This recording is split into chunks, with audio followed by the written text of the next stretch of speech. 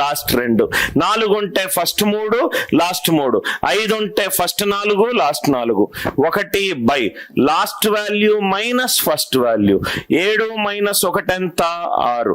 10 minus 4 ఎంత? 6. 37 minus 31 ఎంత? 6. Last value minus first value.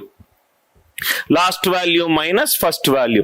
Answer ఈ రూపంలో ఉంటే టక్కున వస్తుంది, లేకపోతే ఎల్సిఎం చేసి ఎలిమినేషన్ తీసుకోండి. 4th question. 5th క్వశ్చన్ అందరు పెన్ను డ్రాప్ చేయండి సార్.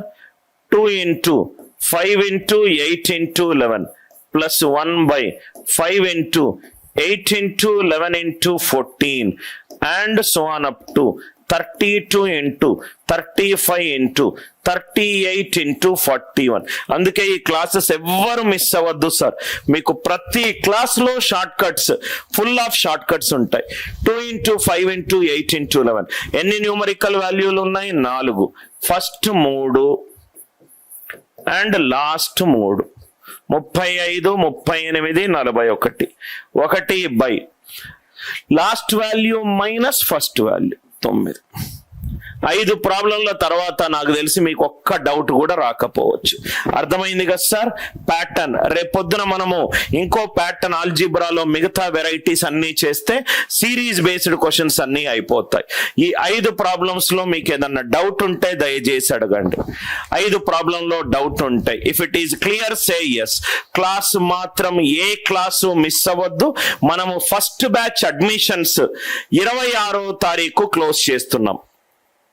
ఫస్ట్ బ్యాచ్ అడ్మిషన్స్ 26వ తారీఖు తర్వాత మీరు ఈ జరిగే ఫస్ట్ బ్యాచ్ లో ఎన్రోల్ కాలేరు.